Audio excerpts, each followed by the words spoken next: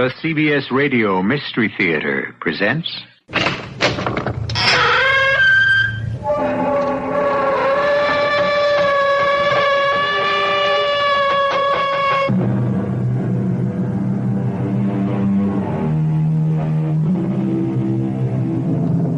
Come in. Welcome. I'm E.G. Marshall. Over and over, the philosophers ask the same questions. In all times, in all places, for all men, the mysteries remain. What is life?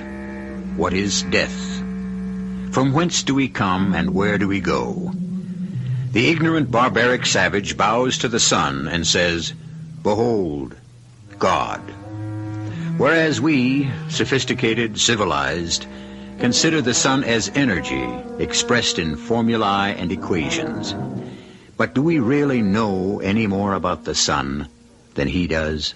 Okay, Georgie, the case is closed. No, Captain Prescott, the case is still wide open. But we got the killer. We don't have the killer.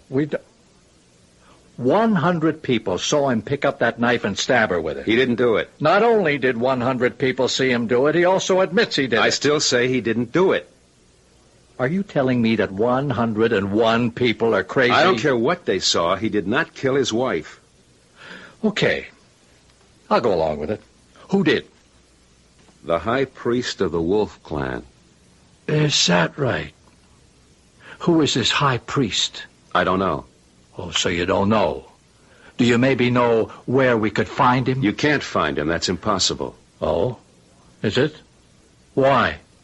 He's been dead for maybe 1,000 years. But he's your killer, Captain.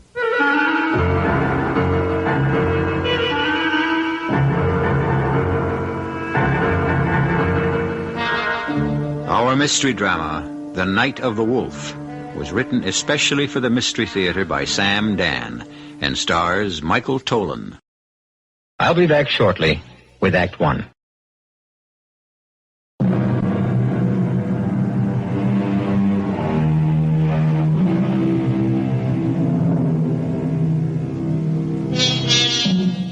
We are in a bright, bustling city in our own Southwest. A new city, but an old settlement. Almost 100 years before the Pilgrims landed in Massachusetts, the Spanish adventurers came here in quest of gold. And when they found none, they went away. After a while, the conquistadors were succeeded by a new breed of explorers who understood that gold doesn't have to be hard and yellow. Gold can also be liquid and black. And thus a new city was built here. A gleaming city of metal and glass. A new city, but not the first city. For thousands of years, men of many kinds and various colors have built cities here. Cities that have flourished and vanished. Right now, it is an early evening during the spring, and we find ourselves in a museum gallery, which features an exhibition of the primitive cultures of those early years. Terry. Yeah?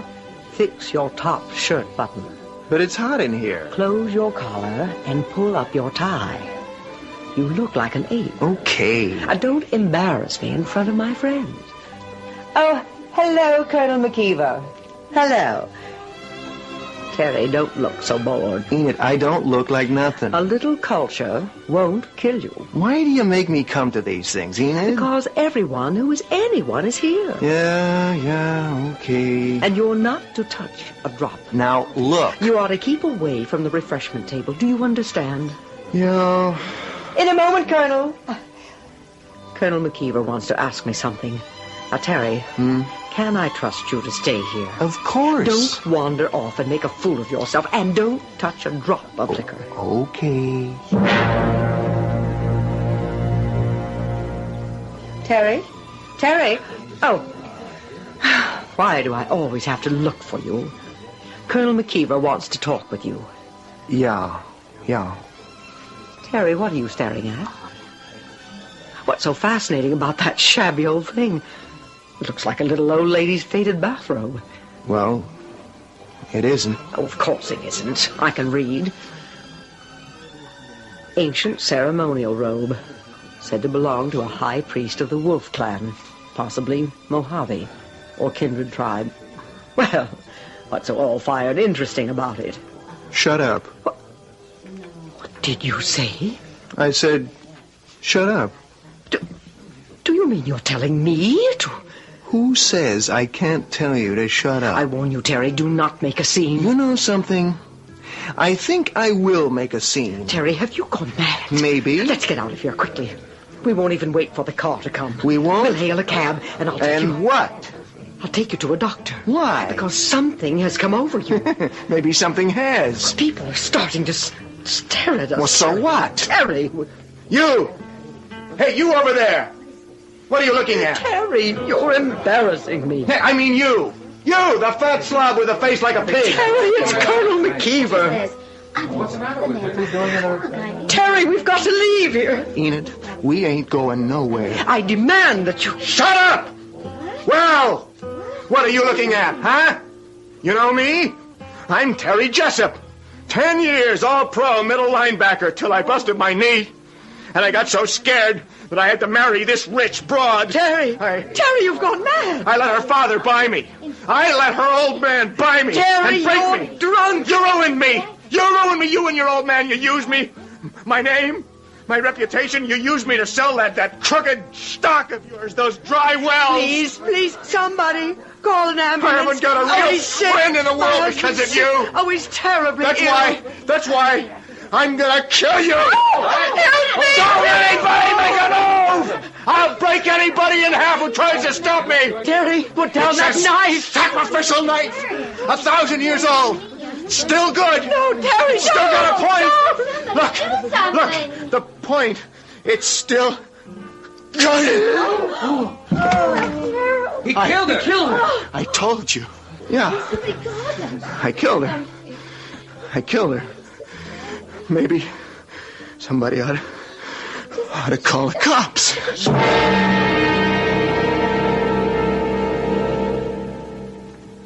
I don't know why, Lieutenant. I don't know. Just answer this. How long have you wanted to do it? Well, I never wanted to do it. I just... Yeah? Well, something just came over me, that's all. That's not true. I swear, Lieutenant... No, you forget you killed her in front of 100 witnesses. You said that her old man bought you. I never said any such thing. Now, don't fight it, Terry. 100 people heard you. But I don't remember saying it. Do you believe it? No, I don't believe it. Why would I... You said they used you to sell a phony stock. Well, how could Terry, I wouldn't say this if I didn't get it from people who were standing there. You said that you lost all your real friends because of them. It's crazy. That's what you said. Well, how could I say a thing like that? I was in love with her. Still in all, Terry, you killed her. Why? I don't know. I was so much in love with her, Lieutenant. I mean it. She was the kind of woman that I wanted all my life. A girl with class. Sure. But those words you said to her, that anger that made you say them, where did the words and the anger come from? I'm telling you, I don't know, Lieutenant. I must have been out of my head. Sure. Something came over me. What? I got scared. It was like nothing I ever felt before. Like what? Something in that place. Just something in that museum. Something wild. Come on, Terry. What could be wild in a museum? It was like something set my mind on fire. And the words that everybody heard me say, I didn't even know I was saying them. And did you know you killed her? It was like something had to be driven out of me. You understand? No. Something that was wrong, something that had to die, and if she wasn't standing there, I would have killed myself. Yeah. There's something in that place. Sure. Believe me. You gotta believe me. I'm not the one who has to believe you. A judge and a jury has to believe you. It's in that place, Lieutenant. Something is in that place.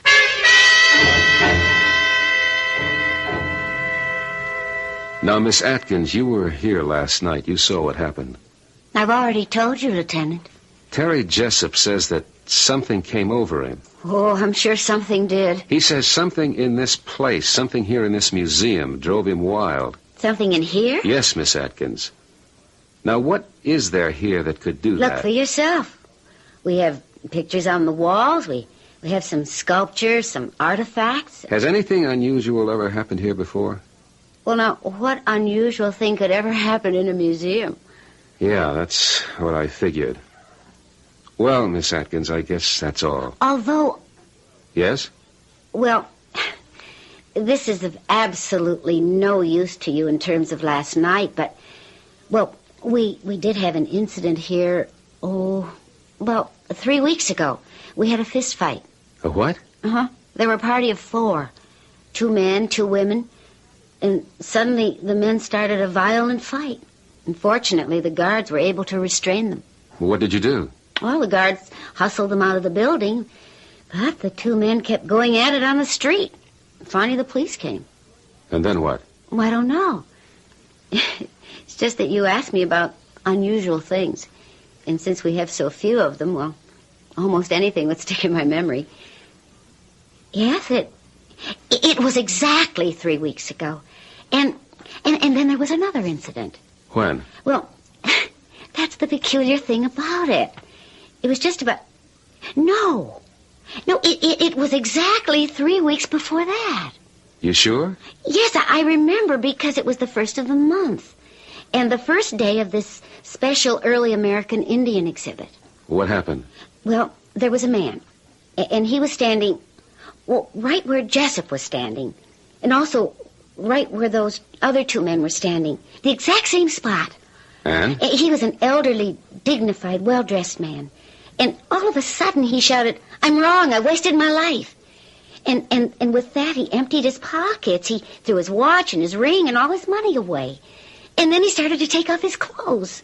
And then what? Well, the guards just restrained him, and he was taken to the hospital. So, well, all I can deduce from all of this is that every 3 weeks for the last 9 weeks, we've had some kind of violent situation. Does any of this help you? It's interesting, but I don't see where it can take us. Oh, well, I'm sorry you couldn't learn anything, Lieutenant Miller. Do you have any further questions? Just one. What time do you get off? 6. That's exactly 15 minutes from now. Your watch is slow. It's less than 10. How about some dinner? I thought you'd never ask.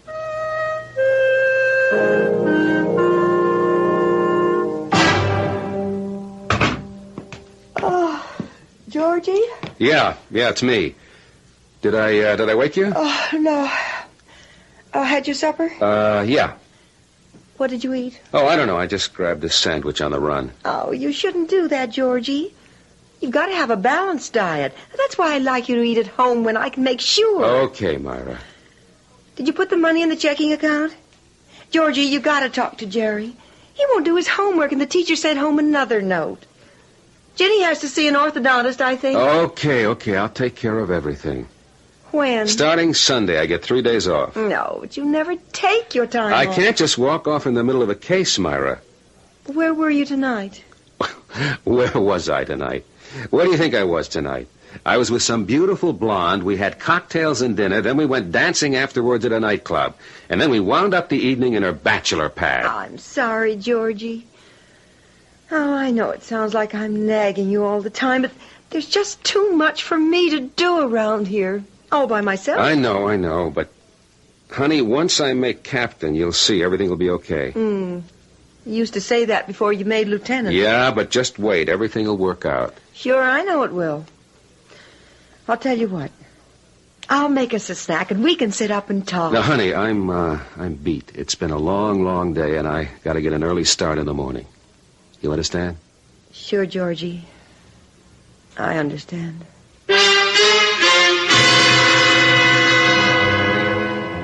That's what we need in this world. More understanding wives. Well, we've been weaving several threads here, and it seems that the museum appears to be central to all of them. And this museum will have a few more interesting, if somewhat deadly, exhibits on display for us when I return shortly with Act 2.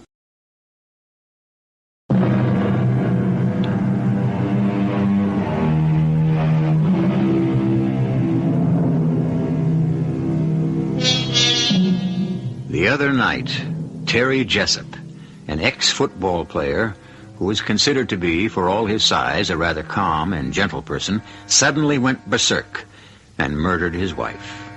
This came as a surprise for two reasons. First, everyone had always assumed that he worshipped her. Second, he killed her in a museum, of all places.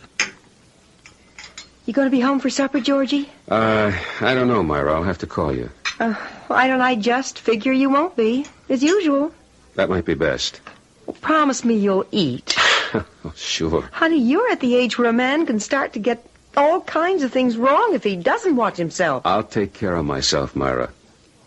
Look, honey, I know you got the kids all day in the house, but, But what? It's just how it works out. You've got your job. I have to put up with it. Well, that's just it. You say you have to put up with it. Well, I do, don't I? Like these other men in this neighborhood, they have jobs out at 9, home at 5, Saturday and Sunday off.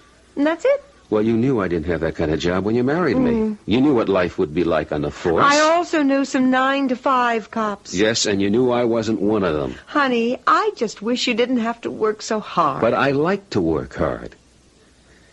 You know your problem? I don't have a problem. You should develop some interests. I've got plenty to do around here. No, I mean away from here. Something that you do for yourself. So you can also develop as a person. Georgie, all I asked you was if you were coming home for supper. I'll try. Look, if we eat early, maybe you can help me paint the floor in the basement.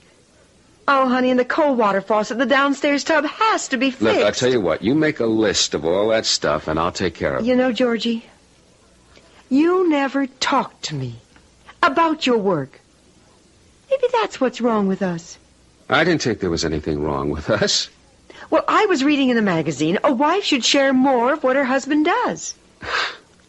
Well, you know about this football player who killed his wife. Oh, if there's one sport that leaves me cold, it's football. He says something in the museum made him do it. What? Well, I guess you could say some spirit. Oh, he must be crazy. No, it could be true. Georgie, are you crazy? Honey, when you're a homicide detective, anything has to be considered. Don't say a word of this to anybody else. They'll say you're nuts. No, but there's evidence. Evidence? How can there be evidence? Other people. Look, you can find nuts anywhere who will... Oh, honey, on your way home tonight, pick up a gallon of deck paint. Get a light gray, will you, dear? Don't forget. No, I won't forget.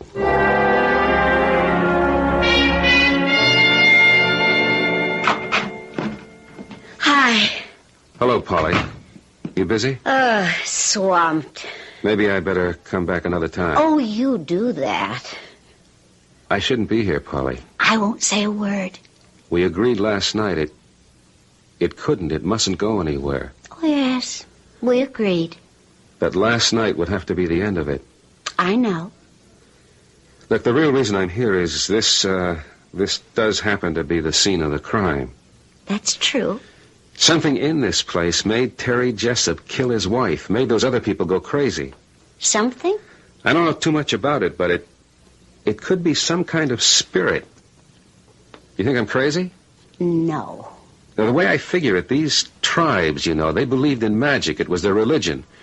Maybe there was some truth in it for them. And so... Well, go ahead. And so these things, these knives and clothes and the things here, the magic could still be in them. Or on them or something. Now you go ahead and call the guys in the white coats. I'll do no such thing.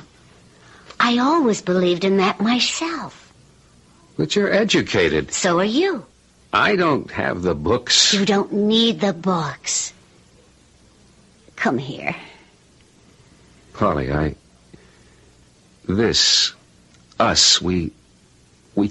can't go anywhere. Where does it have to go? It's already arrived. Polly, can I see you tonight? Mm-hmm. Why do you feel you have to ask?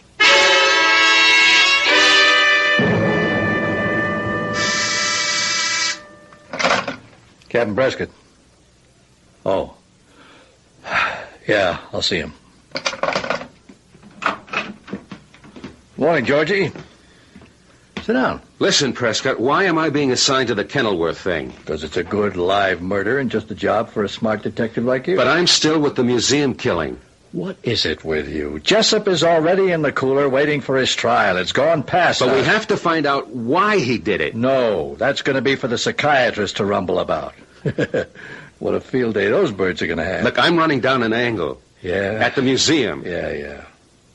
I know her name, too. Polly Atkins. What are you talking about? Come on, Georgie. Everybody knows about it. Everybody except Myra, maybe. I don't know what's happened to me. Look, it's the first time I ever stepped out of line. You have to believe that. Okay. I believe it. And I didn't even plan it. I didn't even know I was doing it. I just asked her out before I could even think of what I was saying. You still in love with Myra? Yes. Are you? No, I don't know. It's all so mixed up. She's everything I ever wanted. Who? Polly. Cool, smart. Sure. She doesn't have to worry about running a house and taking care of kids. Yeah, I know all that, but I just have to have her, Prescott, that's all. Where does it lead? Nowhere. It's just free and easy and relaxed. Where does it lead, Georgie? I told you, nowhere. That's not good enough for you. There are guys who can waltz in and out of these things with one dame after another. Not you. Listen, Prescott. Georgie, a thing like this is going to rip you apart. I told you, it's just laughs. You don't have that kind of humor. Break up with her. I can't. So it is serious. Georgie, break it up before it kills you. What are you talking about? I said my piece, Georgie. Look, I've got this lead. Just give me a couple of more days to tie this one up. Sure.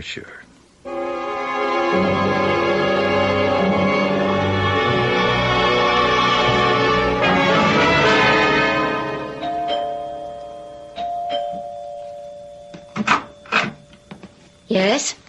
Mrs. Stanley Howarth? Yes, but not for long, Brown Eyes. I've already had the papers served on big-hearted Stanley. I'm a police officer. Oh. Well, do come in. Your husband, Mr. Stanley Howarth. Do we have to talk about him?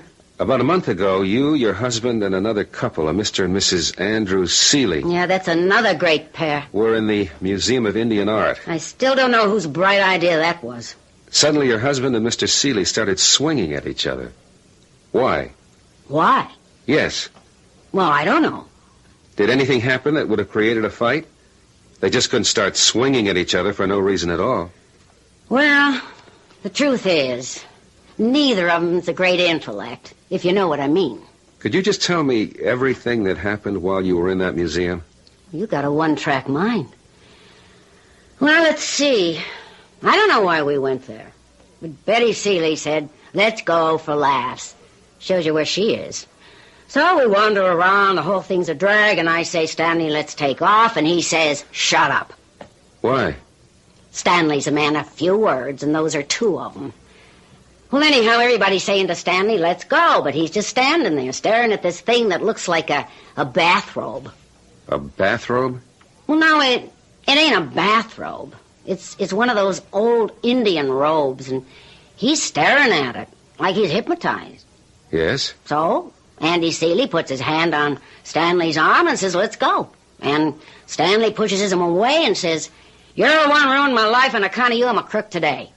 What did he mean by that? Well, Stanley and Andy, they're partners. And they put together deals, and all I can say is they never lose money. Then what? Oh, I never seen Stanley so mad. Or Andy either. Each accused the other guy of dragging them down. You know what I mean? I don't know what got into either of them. And they started slugging. I mean, they'd have killed each other. Well, it took the museum guards and the cops. I know. They were booked and then released on bond. What happened later? These two crazy guys, these two nuts, they actually gave away all their money. What? Well, fortunately, I got some of Stanley's in my name. But they spent days in the office investigating worthy causes. And they just got rid of all they owned. Could I see your husband? Yeah, sure. If you want to go to India to look for him. He went to India? Well, was it India or Africa? I don't know. Might have been South America. Why? To do good work. Can you tie a thing like that? Any wonder I want to ditch him? Well, thank you very much, Mrs. Howarth. Anytime. And now that you know the way, don't be a stranger.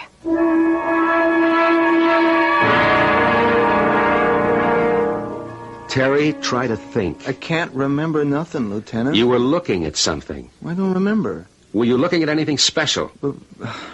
I can't recall. Were you looking at a robe? A robe? Yes, a robe. Well, I think maybe... Try to remember. A robe, Terry. Would a robe mean anything to you? Well, she wanted me to go away from the robe. Yeah, that's what she wanted me to do. Is that why you killed her? She said, what's so fascinating about that little old thing? It's like some old lady's bathrobe. Ancient ceremonial robe. High priest of the Wolf clan.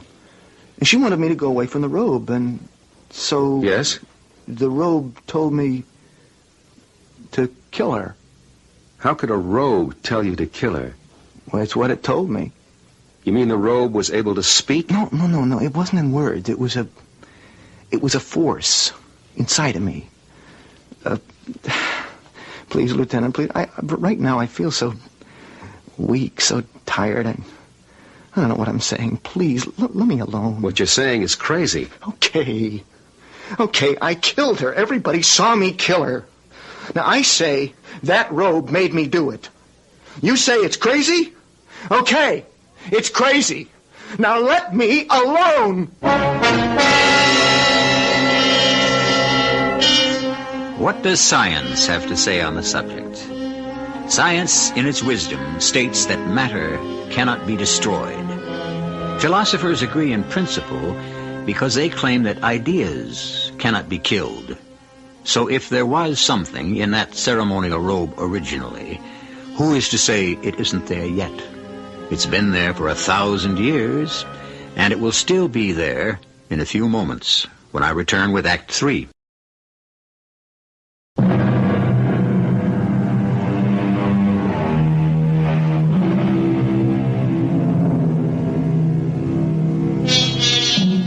All cities are built on the ruins of others.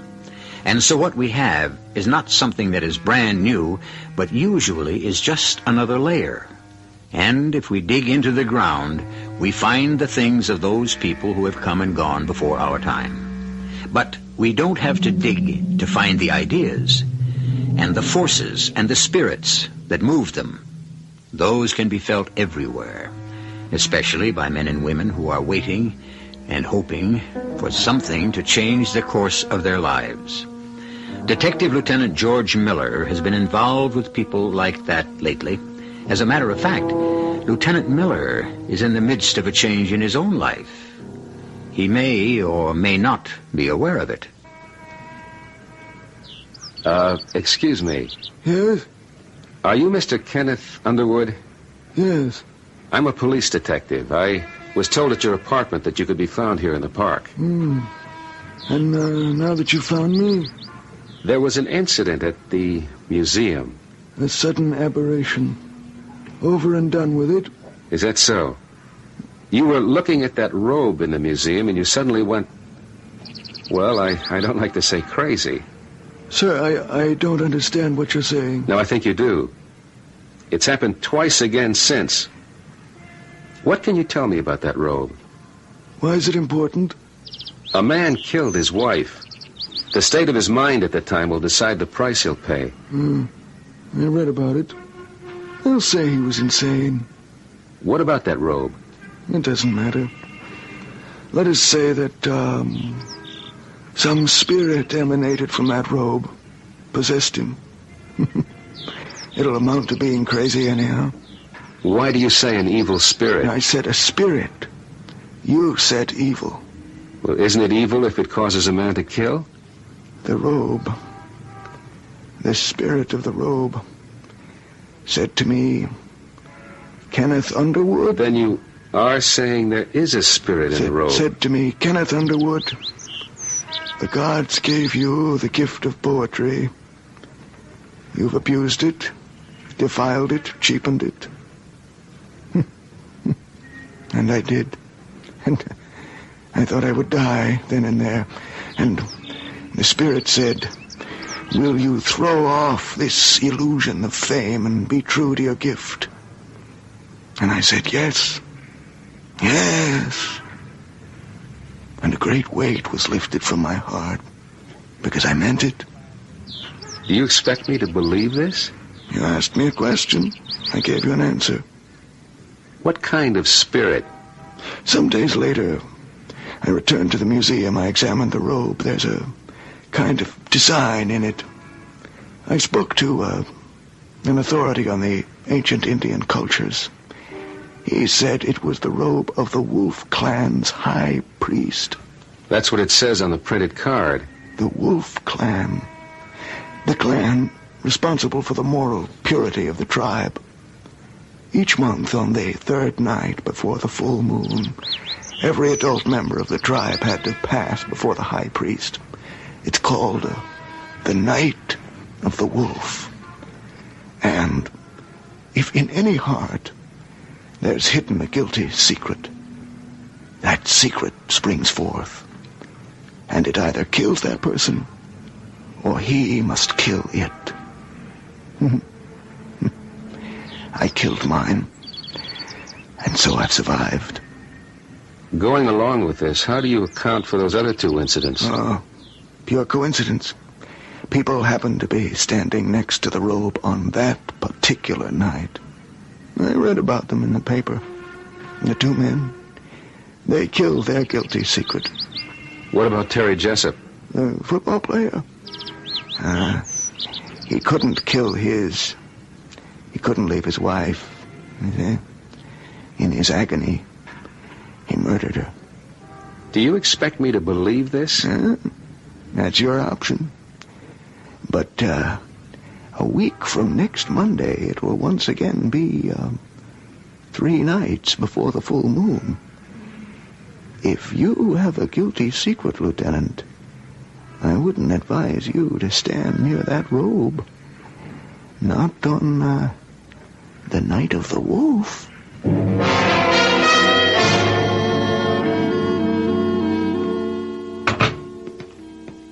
Myra?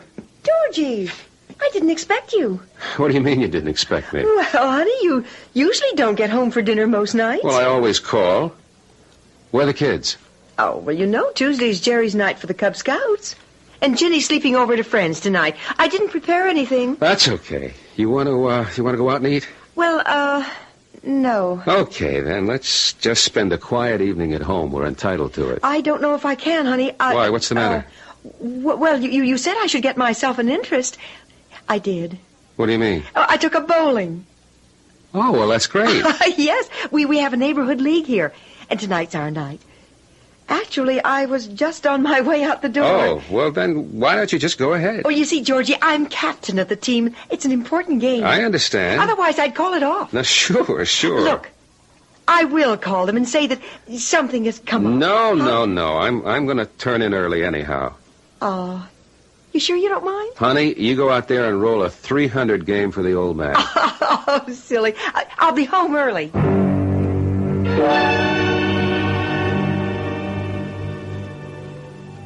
A glass of wine, George? No, I don't need wine or anything else when I'm with you. Thank you, sir. Holly, what's going to happen to us? What's supposed to happen? I don't want it to end. I don't want it to end either. So it won't end. Unless, of course, one of us changes his mind, and then, well, that's it. Something's bothering you, George? No. Well, every now and then I can't help feeling what we're doing is wrong. What we're doing happens to be what we both want to be doing. But people don't just have the right to do what they want to do. Why not? Why not? Well, because. Yes? Because? You know something? When I'm with you, I feel anything is possible. I mean, I'm not stuck in a rut. I just feel free. Is that bad? I don't know why. Half the time I don't understand what you're saying. Half the time I don't understand what I'm saying either. And you're not the best-looking dame I ever saw. Oh, thank you. This is your night for gracious compliments. But I just can't seem to get along without you. So? Why fight it? Who's fighting it? You are. Every minute. From that very first minute I saw you. I just decided I'm going to quit fighting it. Starting when? Starting right now. I'll show you. I believe you.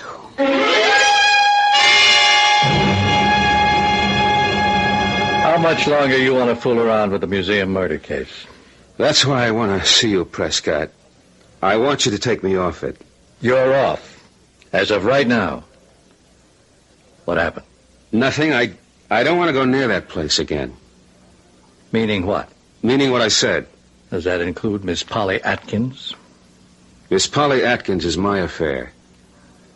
That's very well put. Look, what have you got for me to work on? What I've got for you is 1 week's sick leave. Sick leave? You better take it. Why? You look terrible. I never felt better in my life. Don't hand me that, George. This thing with Polly it's killing you. Are you out of your mind? Down deep. You're hurting yourself. Badly. Because this thing, it's wrong. Who says it's wrong? Everything you were taught to believe since the day you were born says it's wrong. That doesn't make it so. It makes it so for you. Don't you think I'm trying? I say I'll never see her again. But the next day... Let's not get confused with any of that. It's just wrong. That's all. It can't be. It seems that the two of us, Polly and me, we just belong together. Well, then divorce Myra and marry Polly. I can't. Why not? I don't know why not. Maybe I love Myra. Then get rid of Polly. No, I love Polly, too. Is it wrong to love both of them for different reasons, for different things? Yeah. Who says so? You keep asking. I keep telling. You say so. Your conscience says so. Okay. I'll ask someone else. Who? Nobody you'd know. Sure, but who is he? A priest. A priest? What do you think a priest is going to tell you? This particular priest, I don't know what he's going to tell me. Georgie, are you sure you're all right? Yeah, Prescott, yeah. Just now, for the first time in weeks, I feel all right.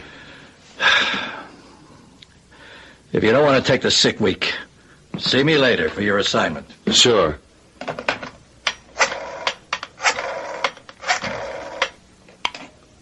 This is Lieutenant Miller of the police department. I want some weather information, please. What will be the third night this month before the full moon? I have to know exactly.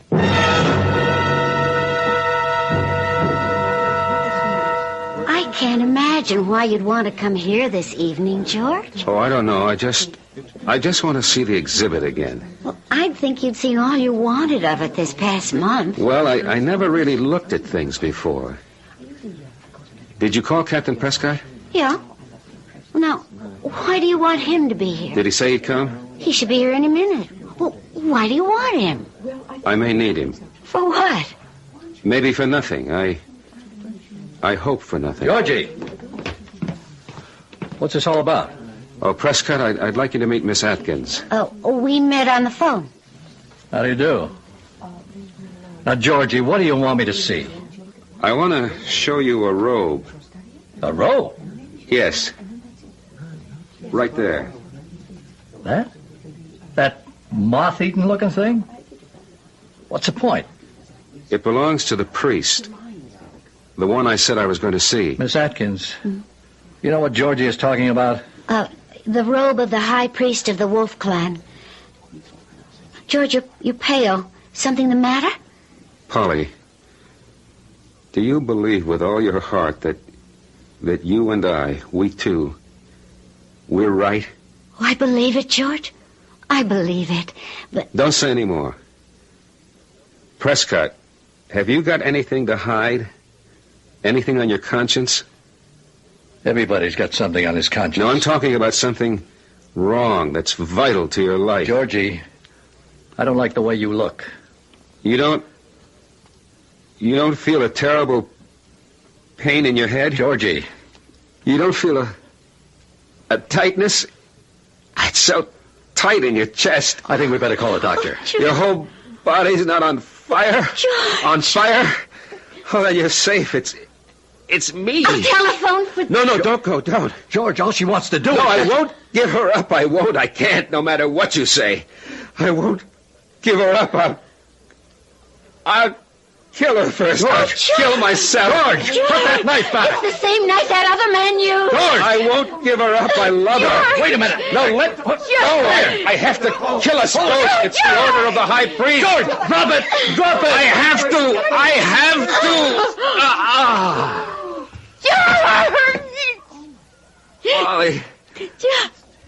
Polly, I'm sorry. Quick, call an ambulance. No, don't bother. The high priest, he said, funny, he said, drive her out of your heart. Oh, George. Even if it kills you. I drove you out of my heart. And now I have no heart at all.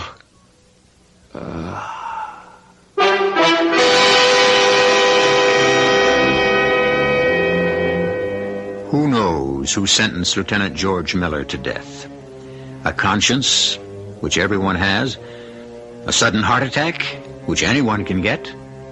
Or was it the verdict of the high priest of the ancient Wolf clan? I'll be back shortly.